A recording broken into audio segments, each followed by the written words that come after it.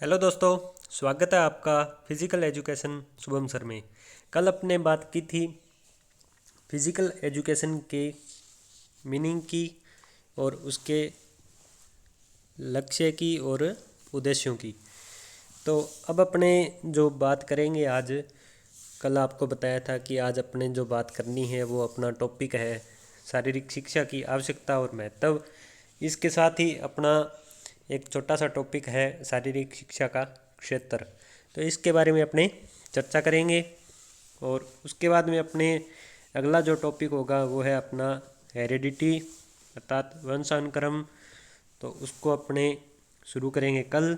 आज की क्लास में अपने जो चर्चा करनी है वो शारीरिक शिक्षा की आवश्यकता, महत्व और क्षेत्र, इतनी चीज़ों की अपने बातें करेंगे। तो अभी तक जिन्होंने हमारे इस पेज को सब्सक्राइब नहीं किया है वे सब्सक्राइब करें, अपने दोस्तों के साथ वीडियो का लिंक शेयर करें और कमेंट करके बताएं कि आपको ये वीडियो कैसी लगी। तो ये जो क्लास है वो 11वीं 12वीं के जो विद्यार्थी हैं उनके लिए और स्नातक के अंदर जो शारीरिक शिक्षा विषय ले रखा है उन विद्यार्थियों के लिए, और जो स्नातक के साथ फिजिकल कोर्स कर रहे हैं उनके लिए, बीपीएड डीपीएड और जो पीटीआई टीचर की तैयारी कर रहे हैं उनके लिए भी महत्वपूर्ण है। तो अपने जितने भी साथी हैं आप उनके साथ शेयर कर सकते हैं, वीडियो को लाइक भी करें। साथ में जिस भी साथी को वीडियो का पीडीएफ जो है वो चाहिए तो आप दिए गए नंबर पे संपर्क कर सकते हैं। अब अपने कल वाला थोड़ा सा रिवाइज करते हैं, देखते हैं कल अपने क्या चर्चा की थी। शारीरिक शिक्षा की गतिविधियाँ, शारीरिक शिक्षा का जो अर्थ था वो था शारीरिक शिक्षा से तात्पर्य है शारीरिक गतिविधियों के व्यवस्थित कार्यक्रम से लिया जाना चाहिए जो मानव शरीर के विकास और शारीरिक आयामों के लिए अत्यंत आवश्यक होती है। मतलब शारीरिक शिक्षा से तात्पर्य किस चीज़ से है? शारीरिक गतिविधि अर्थात फिजिकल एक्टिविटी के जो रूल रेगुलेशन है क्रमबद्ध तरीके से लिया जाना चाहिए, जिससे मनुष्य का जो शरीर है उसका विकास हो, शारीरिक जो भी एम है वो उसको मिल सके। उसके बाद में अपने बात की थी फिजिकल एजुकेशन की डेफिनेशंस के बारे में। तो डेफिनेशंस में आपको बताया था कि जो जेपी थॉमस है उनकी डेफिनेशन आपके लिए महत्वपूर्ण है और उसके अलावा जो प्लेटो है उनकी डेफिनेशन महत्वपूर्ण है। तो इन दोनों को आपने याद करना है और ये टॉपिक अपना कंप्लीट आज हो जाएगा। उसके बाद में अपने सोमवार को करेंगे जो ये टॉपिक है अपना वंशानुक्रम, और वंशानुक्रम के साथ ही मंडे को अपने जो है वो इस टॉपिक का एक टेस्ट रखेंगे ऑब्जेक्टिव। उसके बाद में अपने चर्चा की थी शारीरिक शिक्षा के उद्देश्यों के बारे में। उद्देश्यों में क्या था? शारीरिक विकास, सामाजिक विकास, मानसिक विकास और मनोरंजनात्मक विकास। इसके अलावा व्यक्ति में मानवीय संबंधों का विकास और मानसिक स्वास्थ्य एवं क्षमता, सामाजिक नैतिक चरित्र, गुण दोष विवेचन, भावनात्मक विकास, निर्णय लेने की योग्यताएं, ये अपने सारा कर चुके थे। आज अपने बात करते हैं शारीरिक शिक्षा की आवश्यकता की। तो शारीरिक शिक्षा की आवश्यकता अपने शुरू कर रहे हैं। आपको एक बात और बता देते हैं कि अपने शारीरिक शिक्षा की जो आवश्यकता और महत्व है ना उसको अपने साथ साथ लेके चलेंगे, क्योंकि आवश्यकता के अंदर भी ये चीज़ें अपने को मिलेगी और महत्व के अंदर भी। तो इन चीज़ों को अपने एक साथ ही पढ़ लेते हैं ताकि अपने को कंफ्यूज ना हो कि कौन सा महत्व का था और कौन सा आवश्यकता का था। तो जैसे स्कूल वाले विद्यार्थी हैं उनके लिए भी महत्वपूर्ण है, तो वो अगर आपसे महत्व पूछे तो आप महत्व के अंदर भी ये चीज़ें दे सकते हो और आवश्यकता पूछे तो आप उसके अंदर भी दे सकते हो। बीपीएड वाले भी ऐसे कर सकते हैं। और इसमें जैसे सबसे पहले था व्यक्तित्व का विकास। व्यक्तित्व का विकास जो है इसके लिए आवश्यक क्या है? फिजिकल एजुकेशन की आवश्यकता पड़ती है। पर्सनैलिटी को डेवलपमेंट करने के लिए फिजिकल एजुकेशन की आवश्यकता पड़ती है। और महत्व क्यों है? क्योंकि इसका महत्व इसलिए है, इसके द्वारा जो है पर्सनैलिटी का विकास होता है। तो इसकी अपने बात करें तो वृद्धि एवं विकास, जो वृद्धि और विकास है, आपको कल बताया था कल की क्लास में कि जो वृद्धि और विकास का जो टॉपिक है अपना, ठीक है, ये अपने physical education, education psychology, sports psychology, इन तीनों में अपने को पढ़ने को मिलेगा। इसके अलावा स्पोर्ट्स की जो भी अपने क्लास लगाएंगे उस हर एक क्लास में वृद्धि और विकास का आपको टॉपिक मिलेगा। तो इसके साथ ही अपने इस टॉपिक को बहुत ही इम्पोर्टेंट है, इम्पोर्टेंट होने के साथ साथ ये अपने लिए बहुत खास है, तो इसको पूरा ध्यान से देखना है। तो कल जिनको ये चीज़ें बताई थी, जो अभी मैंने पहले थोड़ा सा रिवाइज किया है, तो जिन्होंने कल क्लास नहीं लगाई उनके लिए एक सुविधा है, जो अपनी डिस्क्रिप्शन है वीडियो की, उसके अंदर कल वाली क्लास का लिंक दिया हुआ है, वो कल वाली क्लास भी लगा सकते हैं। और उनके लिए बेटर है जिन्होंने कल क्लास नहीं लगाई थी, वो पहले कल वाली क्लास लगाएं, उसके बाद में ये क्लास लगाएं, तभी इनको समझाएगा। चलो अपने बात करते हैं शारीरिक वृद्धि एवं विकास की। शारीरिक शिक्षा की महत्वता इसलिए है क्योंकि यह मानव की शारीरिक क्रियाशीलता के विकास में सहायक है। यह थकान के विरुद्ध कार्य करने की क्षमता बढ़ाती है तथा कार्य के प्रदर्शन में सुधार व विकास करती है। शारीरिक शिक्षा का महत्व क्यों है? क्योंकि मानव शरीर में जो फिजिकली एक्टिविटी होती है उनका जो विकास है उसके अंदर क्या चीज़ सहायक है? शारीरिक शिक्षा। और ये क्या करती है शारीरिक शिक्षा? जब फिजिकल एक्टिविटी करता है कौन? मनुष्य। मनुष्य जब फिजिकल एक्टिविटी करता है तो उसको थकान महसूस होती है, और जब मनुष्य रेगुलर तरीके से फिजिकल एक्टिविटी करता है तो उसको थकान तो होती है, पर वह उस थकान को महसूस नहीं करता है, और उस जो थकान है उसके विरुद्ध में वो कार्य करता रहता है, जो भी उसकी एक्टिविटी है वो उसको करता रहता है। तो इसलिए उसकी जो थकान के विरुद्ध कार्य करने की क्षमता है वो भी बढ़ जाती है, और उसका जो कार्य है जब वो बार बार उस चीज़ का अभ्यास कर रहा है तो उसके कार्य का जो प्रदर्शन है अर्थात परफॉर्मेंस के अंदर जो सुधार आता है, और जो परफॉर्मेंस का स्तर है उसके अंदर भी उसको डेवलप करती है। कौन करती है? शारीरिक शिक्षा करती है। उसके बाद में शारीरिक दक्षता विकास, फिजिकली फिटनेस, शारीरिक घटकों और गामक योग्यताओं के बारे में ज्ञान और शारीरिक दक्षता विकास में शारीरिक शिक्षा की महत्वपूर्ण भूमिका है। अब आ गया भाई अपने टॉपिक शारीरिक घटकों तथा गामक योग्यताओं के बारे में। गामक योग्यताएं आपको पीछे भी एक बार क्लास लगाई थी, तब बताया था कि गामक योग्यताएं जो है वो 5 प्रकार की होती है। कौन कौन सी होती है? एक तो होती है अपने सहन शक्ति, ठीक है। उसके बाद में एक होती है शक्ति, उसके बाद में होती है गति, उसके बाद में होती है लचकता,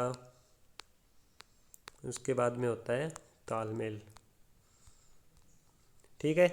ये 5 जो है वो क्या है? गामक योग्यताएं हैं। गामक योग्यताओं के अंदर जो गामक योग्यता के जो 5 घटक है वो इस प्रकार से है। और उसके अंदर जो ये सहन शक्ति है, सहन शक्ति 2 प्रकार की होती है। एक होती है ऑक्सीकृत और एक होती है अनऑक्सीकृत।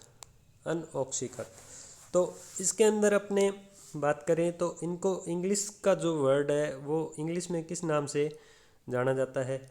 ऑक्सीकृत को तो जाना जाता है साथियों एरोबिक,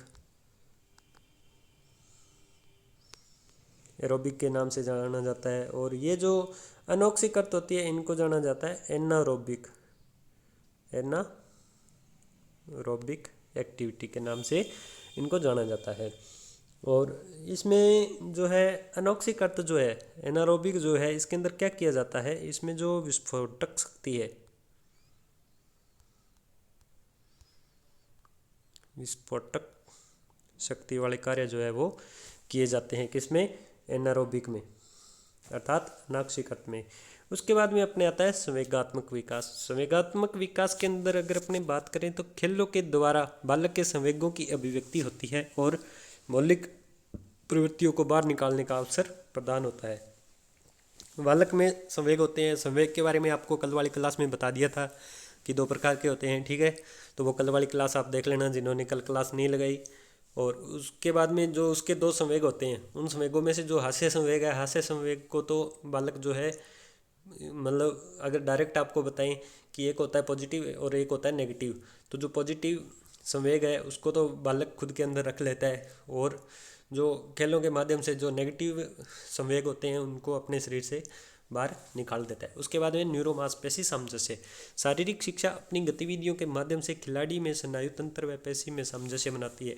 जब मतलब बच्चे को शारीरिक शिक्षा का ज्ञान है, मनुष्य को शारीरिक शिक्षा का ज्ञान है, और वो फिजिकल एक्टिविटी करता है ना, तो फिजिकली एक्टिविटी के माध्यम से बच्चा क्या करता है कि उसका जो स्ट्रक्चर है और जो भी सिस्टम है, जैसे पाचन तंत्र हो गया, श्वसन तंत्र हो गया, और इसके अलावा जो अपने मांसपेशीय तंत्र है, उनके अंदर सामंजस्य अर्थात तालमेल बिठाती है। अभी अपने पीछे बात करके आए थे गामक योग्यता की। गामक योग्यता का जो 5वां तत्व था वो क्या था? तालमेल। तो इस तरीके से ये तालमेल बिठा देती है। उसके बाद में आता है सामाजिक गुणों का विकास। सामाजिक गुणों के विकास में क्या होता है कि बच्चे का शारीरिक विकास भी हो जाता है शारीरिक शिक्षा के द्वारा, और मानसिक विकास भी हो जाता है। ये अपने कल पढ़ लिया था। उसके बाद में अपने सामाजिक गुणों की बात करें तो सामाजिक गुणों में क्या चीज़ होती है? सामाजिक गुणों के अंदर आपको मिलेगा एक तो खेल भावना, खेल भावना। इसके अलावा आपको मिलेगा मित्रता और अनुशासन। अनुशासन के साथ में आपको मिलेगा सहयोग। तो अब ये भी अपने एक दूसरे से जो है वो तालमेल बनाए हुए हैं। किस तरीके से बनाए हुए हैं ये भी आपको दिखाते हैं। आपस में तालमेल किस तरीके से है ये आपको बता रहे थे कि सबसे पहले खिलाड़ी के अंदर क्या होता है कि खेल भावना विकसित होती है। खेल भावना विकसित होने के कारण विद्यार्थी क्या करता है, ग्राउंड में जैसे आता है तो वो अपने खेल के अंदर पूरा ध्यान देता है। उसके बाद में खेल भावना विकसित होगी तो खिलाड़ी जैसे ही खेल में जाएगा तो उसको नियमों में बंधना पड़ेगा, तो उसके अंदर अनुशासन की वृद्धि होती है। अनुशासन की वृद्धि होगी तो खेल में जो है खिलाड़ी एकता रखते हैं, खेल एकता का विकास होता है, खेल भावना का विकास होता है, तो वो एक दूसरे के साथ क्या रखते हैं, मित्रता रखते हैं। अब आपको पता है कि कोई भी गेम है उनके अंदर इंजरी वगैरह आती है, ठीक है, खेल चोटें आ जाती है खेलते समय। तो उन चोटों में भी जब खिलाड़ी एक दूसरे के साथ मित्रता की भावना रखता है, अनुशासन रखता है और खेल भावना है, तो उसके बाद में वो क्या है, उसके सहयोग के बारे में सोचता है। उसको जो फर्स्ट एड वगैरह जो भी दिया जाता है वो एक सहयोग के रूप में दिया जाता है, अर्थात उसकी सहयोग की भावना भी विकसित होती है। तो इसलिए ये जो सामाजिक गुणों का विकास है ये भी अपने लिए महत्वपूर्ण है। और इसके अलावा जो अपने 2 नंबर पे अपने बात की थी शारीरिक दक्षता, ये अपने लिए महत्वपूर्ण है। उसके बाद में अपने बात करते हैं नेक्स्ट पॉइंट की, व्यक्तिगत सामंजस्य। व्यक्तिगत सामंजस्य के अंदर क्या चीज़ें आती है? व्यक्तिगत सामंजस्य में खिलाड़ी को जो है वो हर एक परिस्थिति में समायोजन कर लेता है। अगर कोई नेगेटिविटी वाली परिस्थिति है तो वो उसके अंदर भी समायोजित हो जाता है, और पॉजिटिविटी वाली परिस्थिति के अंदर भी समायोजित हो जाता है। और खेल परिस्थितियों में भी वह उत्तरदायी बन के अपने जीवन के प्रति भी उत्तरदायी हो जाता है। तो ये व्यक्तिगत सामंजस्य के अंतर्गत आ गया। उसके बाद में अपने बात करते हैं शैक्षणिक विकास की। शैक्षणिक विकास मुख्यतः 2 तरीकों से होता है, मानसिक विकास और नागरिकता के गुणों का विकास।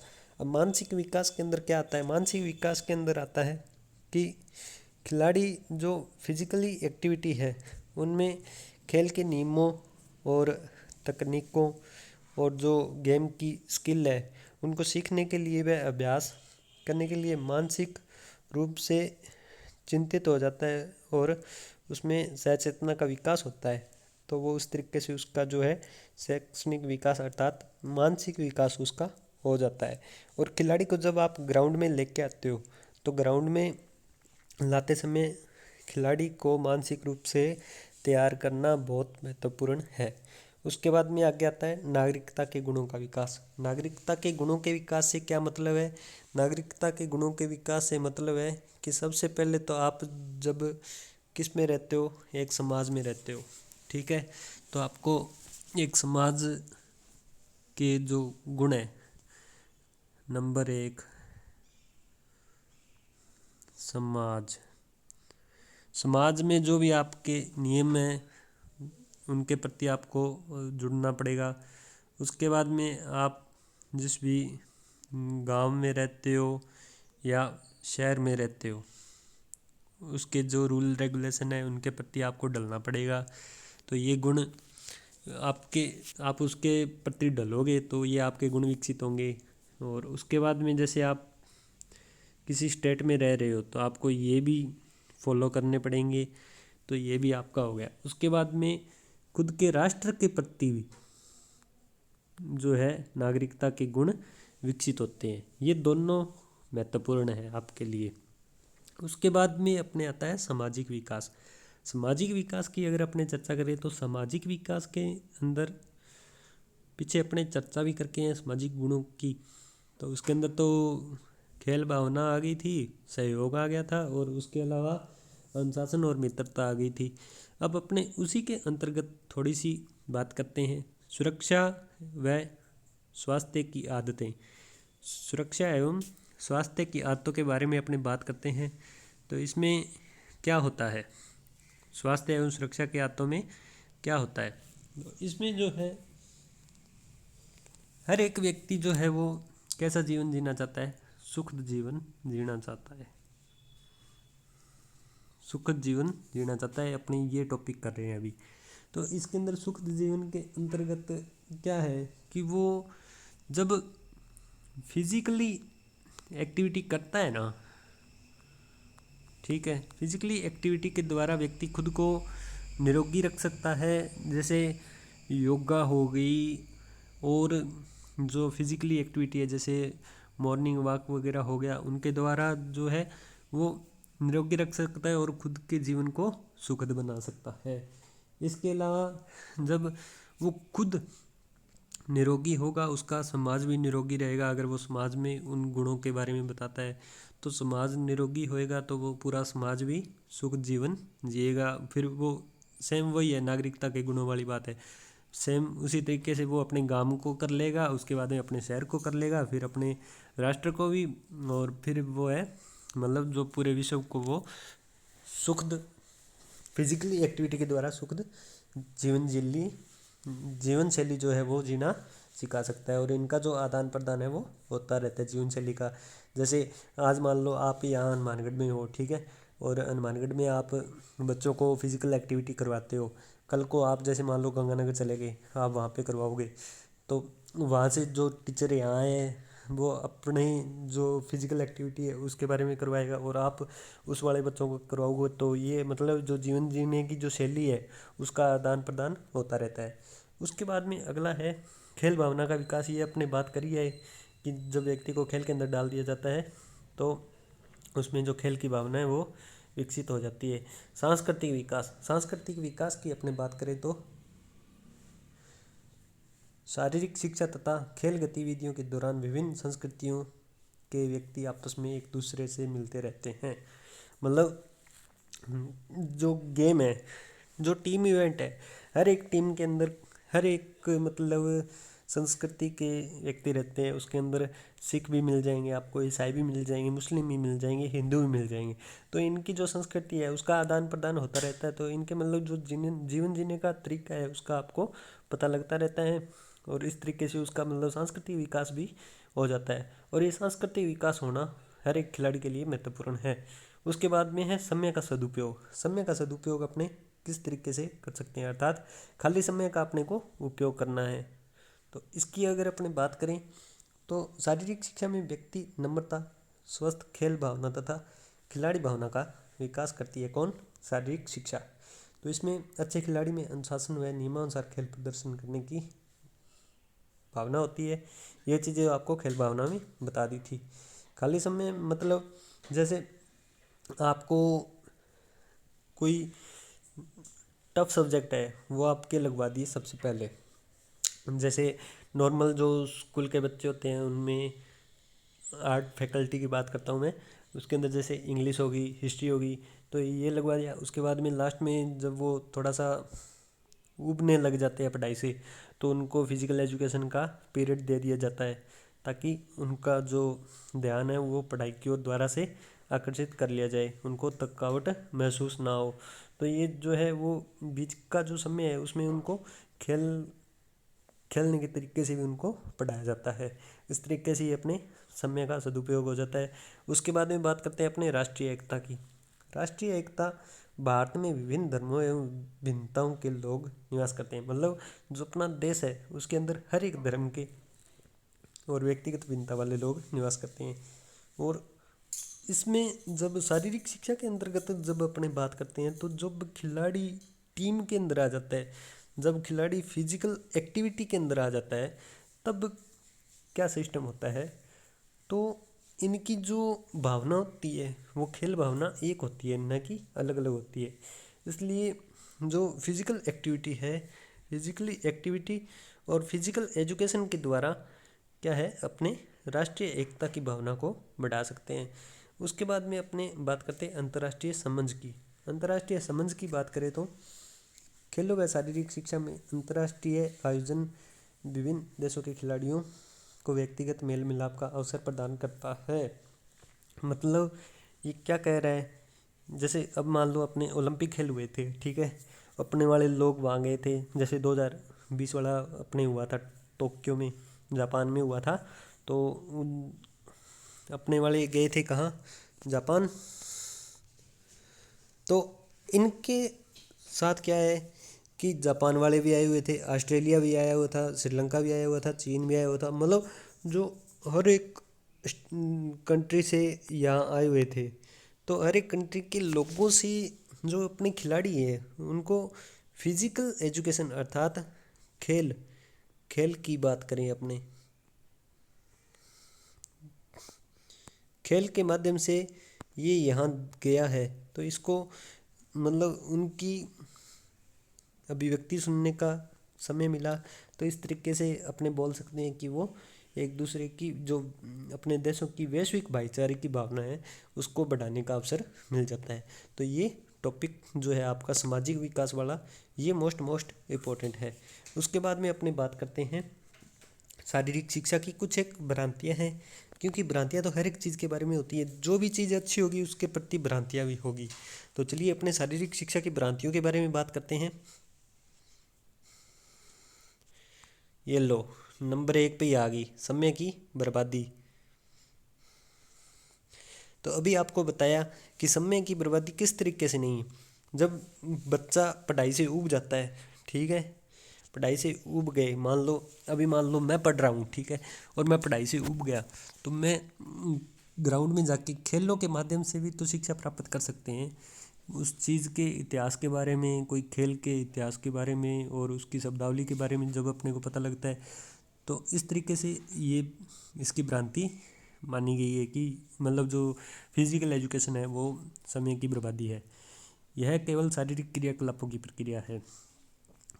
ये बात भी ठीक है भी, जो शारीरिक शिक्षा है वो केवल फिजिकली एक्टिविटी के लिए ही है, और ये गलत है। मतलब ये भ्रांति इसकी है शारीरिक शिक्षा की। हालांकि शारीरिक शिक्षा के अंदर शरीर के द्वारा भी क्रियाएं होती है और उसके अलावा भी अन्य क्रियाएं शारीरिक शिक्षा के अंदर होती है। अनुशासनहीनता के गुण विकसित होते हैं। ये भ्रांति बहुत ही महत्वपूर्ण है, क्योंकि जब खिलाड़ी खेल में आता है, अभी अपने पीछे बात करके आए थे, खिलाड़ी खेल में आएगा तो क्या होगा, खेल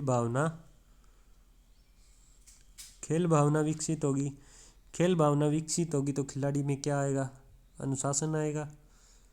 अनुशासन आएगा तो ये तो बोल रहा है कि अनुशासनहीनता के गुण विकसित होते हैं। तो ये भी मतलब भ्रांति एक तरीके से। कठिन विषयों के बीच का अंतराल, ये चीज़ तो ठीक है, भ्रांति में है। ठीक है, अभी जो टफ सब्जेक्ट है उनके बीच का अंतराल होता है, मगर इस तरीके का अंतराल नहीं है। भी इसमें क्या बताया गया है कि कठिन विषयों के बीच का अंतराल, मतलब इसके अंदर कुछ नहीं करवाया जाता शारीरिक शिक्षा में, बस बीच में ग्राउंड में ले जाके बच्चों को बिठा दिया और कुछ ना करवाया जाए। मगर इसके अंदर भी क्या है, शारीरिक शिक्षा के अंदर भी बच्चों को ग्राउंड में ले जाया जाता है और उनको अलग अलग गेम के बारे में बताया जाता है। जैसे मान लो कोई कोच है, वो आर्चरी का है, ठीक है, तो वो आर्चरी के बारे में बच्चों को जानकारी देगा। कोई क्रिकेट का है, वो क्रिकेट की जानकारी देगा। कोई हॉकी का है तो वो हॉकी की जानकारी देगा। कोई फुटबॉल का है तो वो फुटबॉल की जानकारी देगा। तो मतलब ये बच्चों को जानकारी दी जा रही है, बच्चों को शिक्षा दी जा रही है, तो ये गलत है। निम्न शैक्षणिक स्तर, इसके कहने का मतलब है जो बहुत ही नीचे लेवल का शिक्षा स्तर है, शारीरिक शिक्षा का बहुत ही नीचा शिक्षा स्तर है। मांसपेशी क्रियाओं का रूप, मतलब जब अपने फिजिकली एक्टिविटी करते हैं तो अपने मांसपेशी भी काम करती है और जो शरीर के सिस्टम होते हैं, ठीक है, जैसे श्वसन तंत्र हो गया और उत्सर्जन तंत्र हो गया, पाचन तंत्र हो गया, ये सभी काम करते हैं। तो इसमें तो स्पेशल एक चीज़ के बारे में भी बताया गया है, मांसपेशी क्रियाओं के बारे में, ये भी गलत है। मनोरंजन की गतिविधि भी ये बताया गया है इसमें कि मनोरंजन की गतिविधि किस तरीके से, इन्होंने यहाँ सिर्फ इतना बताया कि ये एक मनोरंजन का माध्यम है शारीरिक शिक्षा, हालांकि ये चीज़ नहीं है। बच्चे को जब, जो छोटी क्लास के बच्चे होते हैं, ठीक है, उनमें क्या होता है कि मनोरंजन के तरीके से ही शिक्षा दी जाती है, उनको मनोरंजन के माध्यम से ही कुछ चीज़ें सिखाई जाती है। तो इसलिए ये भी बहुत तगड़ी भ्रांति है। उसके बाद में इसके लिए योग्य अध्यापक की आवश्यकता नहीं होती है। अरे भाई, ऐसा थोड़ा ना होता है भी। अगर योग्य अध्यापक की आवश्यकता नहीं होती है तो क्यों बच्चे अपने जो समय बर्बाद कर रहे हैं डायरेक्ट ही लग जाएं? क्यों तो लोग बीपीएड कर रहे हैं, क्यों डीपीएड कर रहे हैं, क्यों एमपीएड पीएचडी वगैरह कर रहे हैं, क्यों अपना समय बर्बाद कर रहे हैं, और क्यों सरकार भर्ती निकाल रही है? ये सारा इसकी एक भ्रांति है।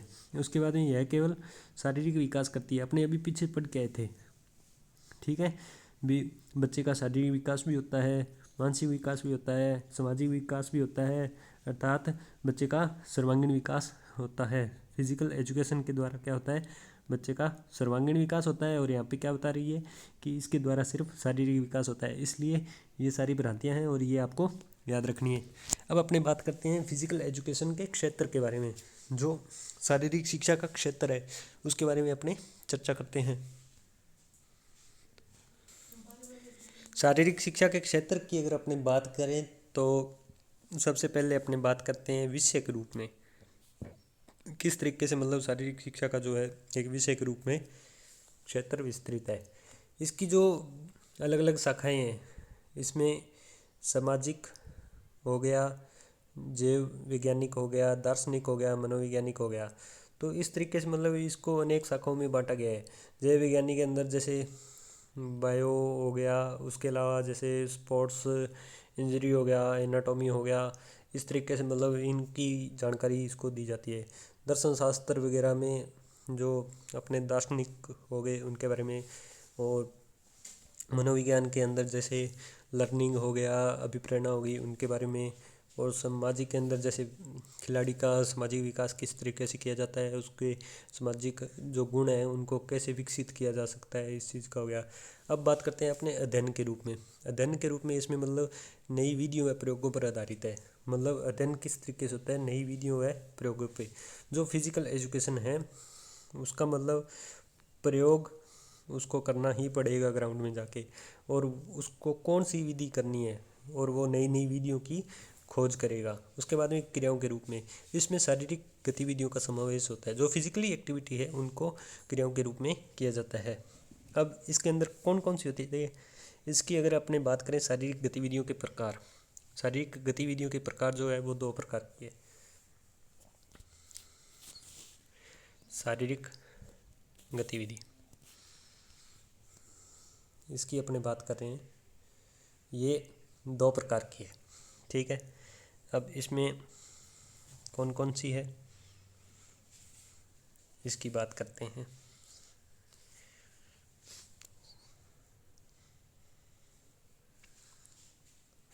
दो नहीं, ये अनेक प्रकार की है।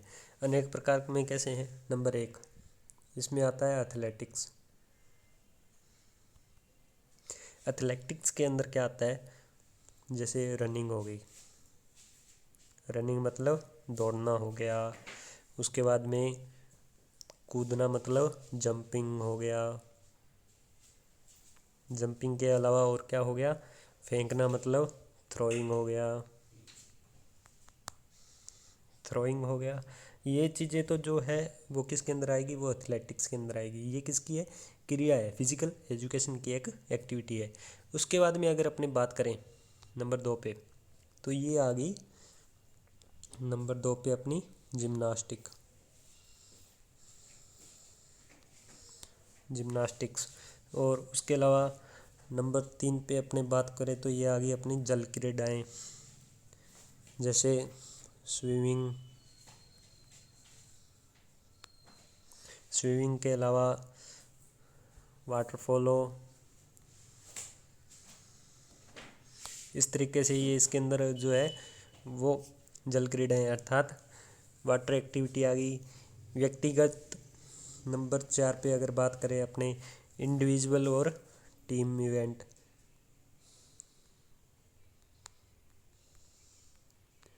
इंडिविजुअल एंड टीम इवेंट, इसके अंदर ये दो तरीके से होता है। इंडिविजुअल में, इंडिविजुअल और टीम में। एक तो होता है आपका इंडोर और एक होता है आउटडोर।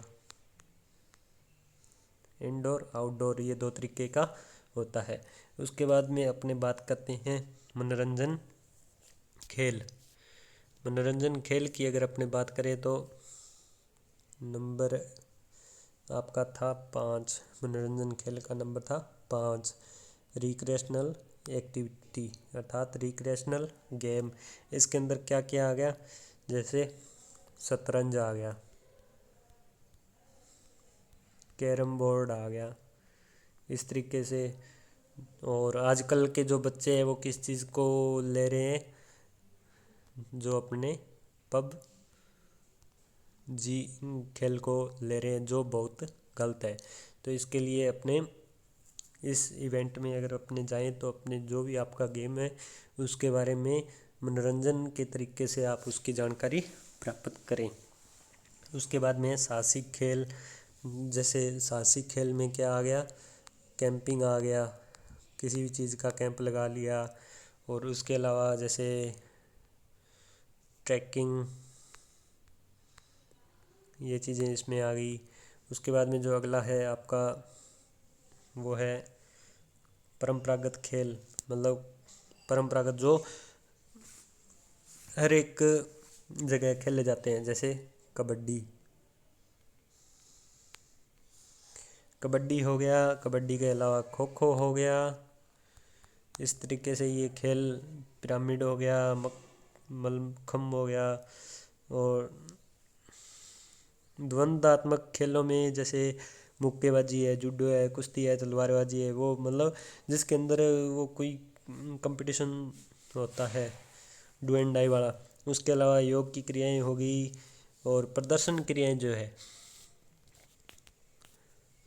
अभी अपने बात करके आए थे परफॉर्मेंस की। स्टार्टिंग में अपने परफॉर्मेंस की बात की थी, परफॉर्मेंस का विकास होता है। तो इसके अंदर क्या चीज़ें होती है? एक तो आती है ड्रिल। ड्रिल का आपको कल वाली क्लास में बताया हुआ है। और इसके अलावा आती है मार्चिंग। तो मार्चिंग का क्या होता है? जैसे अपने परेड वगैरह करते हैं, मास पीटी वगैरह करते हैं, उसका आ गया। और उसके बाद है व्यावसायिक अभ्यास व सेवाएं। इसमें मतलब रोजगार एवं जीवन यापन के लिए जो क्रियाएं करता है व्यक्ति फिजिकल एक्टिविटी के द्वारा, वो व्यवसाय अर्थात अभ्यास सेवा के अंतर्गत आ जाता है।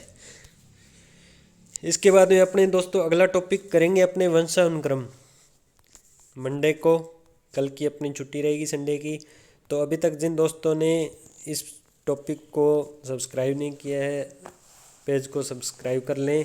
और जिनको इस टॉपिक की पीडीएफ चाहिए वो दिए गए नंबर पे व्हाट्सएप एसएमएस करके और पीडीएफ प्राप्त कर सकता है। धन्यवाद दोस्तों, आपका दिन शुभ हो।